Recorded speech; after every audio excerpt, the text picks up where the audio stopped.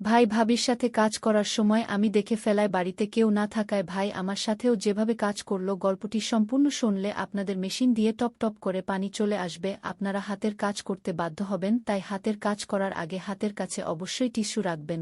বন্ধুরা, একদিন ভোরে যখন আমি গরুকে ঘাস দিতে উঠলাম তখন এমন কিছু দেখলাম যা দেখে আমি লজ্জায় জলে ভরে গেলাম। প্রায়ই যখনই আমি গরুকে ঘাস দিতে যাই তখন এমন দৃশ্য দেখতে পাই। আমি দেখলাম আমার ভাই ও ভাবি একসাথে কিছু করছেন। ভাই ও ভাবির মধ্যে ভালোবাসা ও পারস্পরিক বোঝাপড়ার খুব সুন্দর একটি দৃশ্য ছিল। তাদের দেখে আমি এক পলকের জন্য খুব ভালো লাগলাম। যেই ভাবির নজর আমার উপর পড়ল, তিনি হাসতে হাসতে ভাই থেকে আলাদা হয়ে গেলেন এবং গরুর দুধ দোয়াতে চলে গেলেন, আর ভাই বাইরের দিকে চলে গেলেন। আমি ভাবলাম এই সময়ে তাদের একা ছেড়ে দেওয়া উচিত, তাই আমি বাড়ি ফিরে এলাম এবং মনে মনে ভাবতে লাগলাম যে আমার স্বামী তো কখনো আমার দিকে নজর দেয় না, আর আমার ভাই কত রোমান্টিক। যেই আমি বাড়ির দরজায় পৌঁছে তা বন্ধ করতে লাগলাম, তখন পিছন থেকে আমার ভাই এসে বলল, কাব্য, তুমি খুব সুন্দর, কিন্তু তোমার স্বামীর কাছে তো তোমার জন্য সময় নেই। যদি তুমি চাও, আমি তোমার সব ইচ্ছা পূরণ করতে পারি। আমি বললাম, ভাই, আপনি কি বলছেন? এ কথা বলে আমি দরজা বন্ধ করার চেষ্টা করলাম, তখন ভাই জোরে দরজা ধরে ফেল এবং তার ইচ্ছা প্রকাশ করল যা মেয়েদের সবচেয়ে বেশি কষ্ট দেয়। তার ইচ্ছা শুনে আমি হতবাক হয়ে গেলাম। তারপর ভাই দরজা ভেতর থেকে বন্ধ করে দিল। আমি পুরোপুরি কাঁপছিলাম, এই ভেবে যে কেউ যেন আমাদের দেখে না ফেলে। ভাই বলল, ডরার কিছু নেই, সবাই মাঠে গেছে, আর তোমার ভাবি গরুর দুধ দোয়াতে ব্যস্ত। মাত্র 10 মিনিটের কথা, কেউ আমাদের বিরক্ত করবে না। গিয়ে কথা বলে ভাই তার সেই ইচ্ছা পূরণ করল যা মেয়েরা সহজে রাজি হয় না, এবং এই সব আমি এই গল্পে বলতে যাচ্ছি। নমস্তে বন্ধুরা, আজকের এই গল্পে আপনাদের স্বাগতম। বন্ধুরা, আমার নাম কাব্য এবং আমি একটি ছোট্ট গ্রামের বাসিন্দা। আমি একটি সাধারণ পরিবারে জন্মগ্রহণ করেছিলাম। আমাদের পরিবারে আমার একটি বড় বোন এবং একটি ভাই আছে, দুজনেই বিবাহিত। এই গল্প সেই সময়ের যখন আমার বয়স 20 বছর ছিল। আমার বোনের বিয়ের 9 বছর পেরিয়ে গিয়েছিল, আর আমার বিয়ের কিছুদিনই হয়েছিল। যখন আমি মায়ের বাড়ি এলাম তখন বাড়ির পরিবেশ খুবই গম্ভীর ছিল। আমার মা মাটিতে বসে কাঁদছিলেন। আমি মাকে জিজ্ঞাসা করলাম, মা, কি হয়েছে? কিন্তু তিনি আমাকে কোনো উত্তর দিলেন না। বাবা দাঁড়িয়েছিলেন, আর তার চোখে গভীর বিষাদ ছিল। বাবা আমাকে কাছে ডাকলেন এবং ভারী স্বরে বললেন, বেটা, তোমার দিদি আমাদের ছেড়ে এই দুনিয়া থেকে চলে গেছে। কি? এ কথা শুনে আমার যেন মাটি সরে গেল। আমি ফুপিয়ে ফুপিয়ে কাঁদতে লাগলাম। আমার দিদির একটি মেয়ে ছিল যে বিয়ের 2 বছর পর জন্মগ্রহণ করেছিল। আমরা সবাই পরিবারের লোকজন দিদির শ্বশুরবাড়ি গিয়েছিলাম, যেখানে তার অন্তিম ক্রিয়া সম্পন্ন হয়েছিল। ধীরে ধীরে জীবন আবার তার স্বাভাবিক গতি ধারণ করতে শুরু করল। দিদির মৃত্যুর 1 মাস পর আমার জিজা তার মেয়েকে নিয়ে আমাদের বাড়ি চলে এলেন। সেই সময় আমি বাড়িতে ছিলাম। জিজার পরিবারে কি আলোচনা হয়েছিল আমি তা জানতাম না। যখন আমি দেখলাম, মা আমাকে একটি ঘরে নিয়ে গেলেন। মায়ের চেহারায় গাম্ভীর্য ছিল। তিনি ধীরে ধীরে বললেন, বেটা, আমার কথা মন দিয়ে শোনো। তুমি জানো যে তোমার দিদি এখন আমাদের মধ্যে নেই, আর তার ছোট্ট মেয়ের দেখভাল করার কেউ নেই। তোমার জিজা দ্বিতীয় বিয়ে করতে যাচ্ছেন। আমরা ভেবেছিলাম যে তুমিই সেই মানুষ যে এই শিশুটির জীবন সামলাতে পারবে। কি? এ কথা শুনে আমি হতবাক হয়ে গেলাম। আমি মাকে জিজ্ঞাসা করলাম, কিন্তু মা, কিভাবে? মা বললেন, বেটা, তোমাকে এই শিশুটিকে রাখতে হবে। এটি খুব কঠিন সিদ্ধান্ত, কিন্তু এটিই একমাত্র উপায়। বেটি, তুমি মানা করো না। আমি তোমার আগে হাত জোর করছি। মায়ের চোখে অশ্রু ছিল, আর তাকে দেখে আমার দিল পসিজ হয়ে গেল। আমি আমার চোখের অশ্রু রুখে বললাম, ঠিক আছে মা, আপনি যা বলবেন আমি তাই করব। মা আমাকে গলায় জড়িয়ে ধরে বললেন, তুমি আমার কথা মেনে আমার হৃদয় থেকে খুব বড় বোঝা নামিয়ে দিয়েছ। এরপর মা তার ঘরে চলে গেলেন। দিদির মৃত্যুর 5 মাস পর আমি সেই শিশুটির দেখভাল করতে লাগলাম। এখন আমার স্বপ্ন ও ইচ্ছার ত্যাগ হয়ে গিয়েছিল। আর নীরজ, যে আমার স্বামী ছিল, সে কি এই শিশুটিকে মেনে নেবে? আমার মনে সবসময় ভয় ছিল। তাই আমার ভাইও আমার সাথে এলেন। যখন আমি আমার শ্বশুরবাড়ি পৌঁছালাম তখন সবকিছু নতুন ও অচেনা লাগছিল। রাতে আমার শাশুড়ি আমাকে বাড়ির একটি ছোট ঘরে বসিয়ে দিলেন। সেখানকার পরিবেশ আমার কাছে একটু অদ্ভুত লাগছিল। বিছানা মাটিতে পাতা ছিল, আর বাড়িটিও সাধারণ মাটির তৈরি ছিল। আমি মাটিতে পাতা বিছানায় বসে আমার আগামী জীবন নিয়ে ভাবতে লাগলাম। কিছুক্ষণ পর ঘরের দরজা খুলল এবং নীরজ ভেতরে চলে এল। সে দরজা বন্ধ করল এবং আমার পাশে এসে বসল। আমি ভেতরে খুব ঘাবড়ে গিয়েছিলাম, হৃদস্পন্দন দ্রুত হচ্ছিল। নীরজ শান্ত কণ্ঠে বলল, কাব্য, তুমি এখানে চলে এসেছ। এটা আমাদের সম্পর্কের নতুন শুরু। আমি জানি এটা তোমার জন্য সহজ নয়, কিন্তু আমাদের এটা সামলাতে হবে। তার কথা শুনে আমার দুশ্চিন্তা কিছুটা কমল, কিন্তু মনে প্রশ্নের ঝড় উঠল। আমি নিঃশব্দে তার কথা শুনতে থাকলাম। সে আমাকে বিশ্রাম নিতে বলল এবং বলল, সময়ের সাথে সব ভালো হবে। সকালে ঘুম থেকে উঠে মনে এক অদ্ভুত অশান্তি কাজ করছিল। গত রাতের জটিলতাগুলো আমাকে ক্লান্ত করে দিয়েছিল, কিন্তু আমি নিজেকে সামলানোর চেষ্টা করলাম। আমি বুঝতে পারলাম এই নতুন জীবনকে বোঝা এবং মানিয়ে নিতে সময় লাগবে। আমি নীরজের সাথে আমার সম্পর্ককে আরও ভালো করে গড়ে তোলার এবং তাকে বোঝার দিকে এগিয়ে যাওয়ার সিদ্ধান্ত নিলাম। সকালে আমার শ্বাস আমাকে জাগিয়ে দিল। রাতের ঘটনাপ্রবাহের পর আমার মন খুব ভারী ছিল। আমি ভাবতে লাগলাম, যদি আমি মাকে এই মেয়েটির জন্য না বলতাম। কিন্তু ভাগ্যকে কে ঠেকাতে পারে?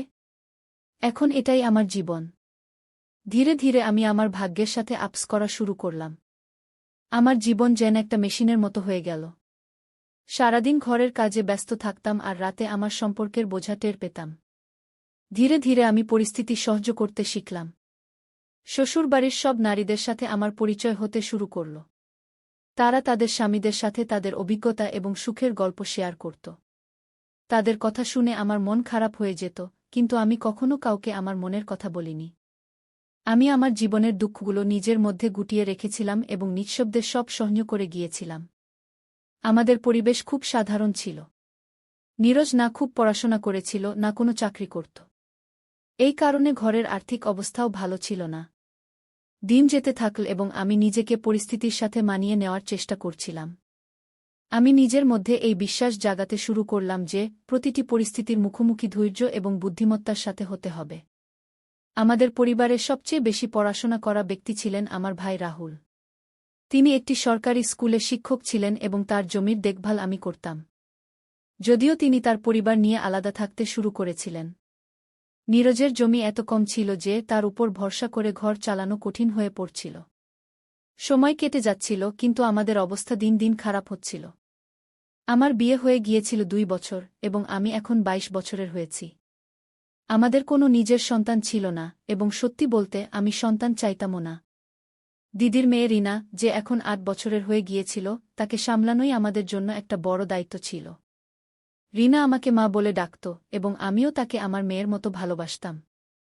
রিনা এখন কিশোরী বয়সে পা দিয়েছিল। তার ব্যক্তিত্ব এবং বুদ্ধিমত্তা বাড়ছিল। সে জানত যে আমি তার আসল মা নই, কিন্তু সে আমাকেই মা হিসেবে মেনে নিয়েছিল। এই সম্পর্ক আমাদের মধ্যে একটি অমূল্য বন্ধনে পরিণত হয়েছিল। ঘরের অবস্থা দিন দিন খারাপ হচ্ছিল। আয়ের উৎস সীমিত ছিল আর খরচ ক্রমাগত বাড়ছিল। একদিন সকালে গায়ের ঘাস দিতে উঠে আমি এমন কিছু দেখলাম যা আমাকে হতবাক করে দিল। আমি দেখলাম আমার ভাই তার স্ত্রীর সাথে হাসিঠাট্টা করছে। তাদের মধ্যে স্নেহ এবং পারস্পরিক বোঝাপড়া দেখে আমি এক মুহূর্তের জন্য খুব ভালো লাগল। আমি ভাবলাম, কঠিন পরিস্থিতির মধ্যেও সম্পর্কে মাধুর্য এবং পারস্পরিক সহযোগিতা বজায় রাখা কতটা জরুরি। যেই তারা আমাকে দেখল, ভাবি হাসতে হাসতে ভাই থেকে আলাদা হয়ে গেলেন এবং গরুর দুধ দোহাতে চলে গেলেন। আর ভাই বাইরের দিকে চলে গেলেন। আমি ভাবলাম, এখন তাদের নিজস্ব সময়ে একা থাকতে দেওয়া উচিত, তাই আমি বাড়ি ফিরে এলাম।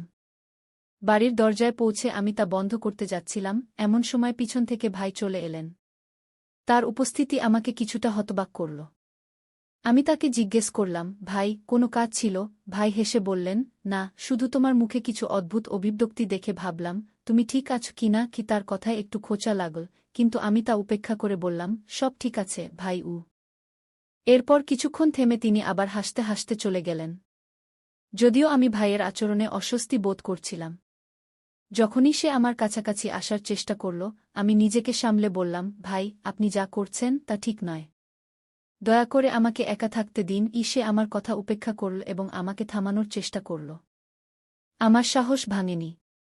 আমি দ্রুত আমার হাত ছাড়িয়ে নিলাম এবং আমার ঘরের দিকে দৌড় দিলাম। দরজার কাছে পৌঁছে আমি তা বন্ধ করার চেষ্টা করলাম, কিন্তু ভাই জোরে দরজা ঠেলে ভিতরে চলে এল। তখন আমি বুঝতে পারছিলাম না কি করব, কিন্তু আমি সাহস জোগালাম এবং দৃঢ়ভাবে বললাম, ভাই, এটা ঠিক নয়। আমি তার আচরণে খুবই অস্বস্তি বোধ করছি, দয়া করে এখান থেকে চলে যান।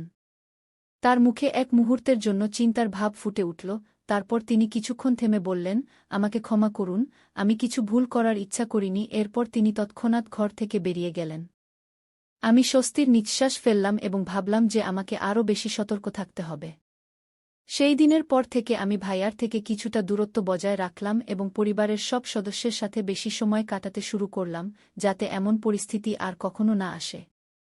আমি ভাইয়াকে বললাম, আপনি যদি আমার সম্মান চান, তাহলে এখনই এখান থেকে চলে যান, নইলে আমি সবকিছু পরিবারকে জানিয়ে দেব। কিন্তু ভাইয়ার উপর আমার কথার কোনো প্রভাব পড়ল না। তিনি হেসে বললেন, তুমি যা ইচ্ছা তাই করতে পারো, আমার কিছু যায় আসে না। কিন্তু তুমি জানো কাব্য, তুমি খুবই সুন্দর। প্রথমবার দেখার পর থেকে আমি তোমার দ্বারা খুবই প্রভাবিত। এ কথা শুনে আমি কিছুক্ষণের জন্য চুপ হয়ে গেলাম। আমার মনে নানা চিন্তা ঘুরপাক খাচ্ছিল। আমার স্বামী কখনো আমার প্রশংসা করেনি, না কখনো আমার অনুভূতি বোঝার চেষ্টা করেছে। ভাইয়ার কথা আমাকে কিছুটা অস্বস্তি দিচ্ছিল এবং আমি নিজেকে সামলানোর চেষ্টা করছিলাম। আমি তাকে থামিয়ে বললাম, দয়া করে আমাকে ছেড়ে দিন, আমরা অন্য দিন এইসব করব। আমার কথায় ভাইজা কিছুটা চুপ হয়ে গেলেন, কিন্তু তবুও তিনি থামলেন না। তিনি বললেন, ঠিক আছে, আমি আবার কোনো দিন তোমার জন্য অপেক্ষা করব। এই মুহূর্তে আমি নিজেকে পুরোপুরি সামলানোর চেষ্টা করছিলাম। আমার একমাত্র চেষ্টা ছিল এই পরিস্থিতি থেকে বেরিয়ে আসা এবং নিজেকে নিরাপদ রাখা। আমি কিছু না বলে আমার ঘরে চলে গেলাম। কিছুক্ষণ পর আমি বাইরে এসে বাড়ির পিছনের দিকে যাওয়ার সিদ্ধান্ত নিলাম, কিন্তু ততক্ষণে ভাইজা চলে গিয়েছিলেন। আমি ফিরে এসে নাস্তা তৈরি করতে লাগলাম এবং রিনাকে স্কুলে পাঠিয়ে দিলাম। কিন্তু আমার মন কোথাও লাগছিল না। ভাইয়ার সাথে হওয়া ঘটনা বারবার আমার মনে আসছিল। দুপুরের সময় যত কাছে আসছিল, আমার অস্থিরতা তত বাড়ছিল। একটার মধ্যে কয়েক মিনিট বাকি ছিল, তখন আমার শাশুড়ি ঘরে এসে বললেন, বউ, আমরা খেতে যাচ্ছি, তুমি দরজা বন্ধ করে দাও। আমি উঠে বাইরে গেলাম এবং শাশুড়ি শ্বশুর খেতে যাওয়ার পর দরজা ভেতর থেকে বন্ধ করে দিলাম। আবার আমি আমার ঘরে চলে গেলাম।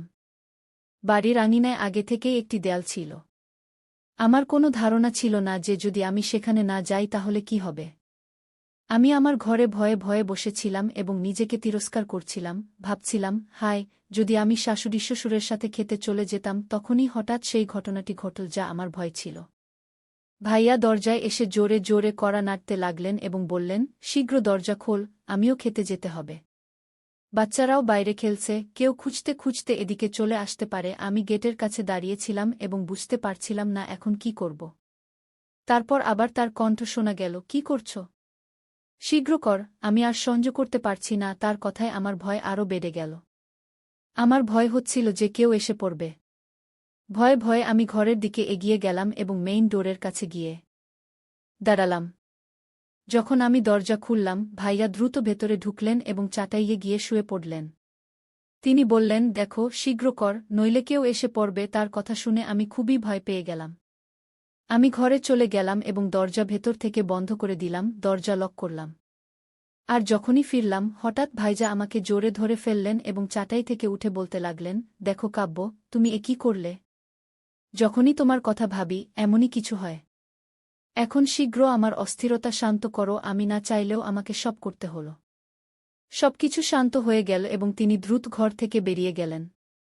যাওয়ার সময় তিনি বললেন, আজ রাতে যখন সবাই ঘুমিয়ে পড়বে, তখন আমি বাড়ির পিছনে তোমার জন্য অপেক্ষা করব। আমি ঘরে শুয়েছিলাম, দেয়ালের দিকে তাকিয়ে অনেকক্ষণ একই অবস্থায় পড়েছিলাম।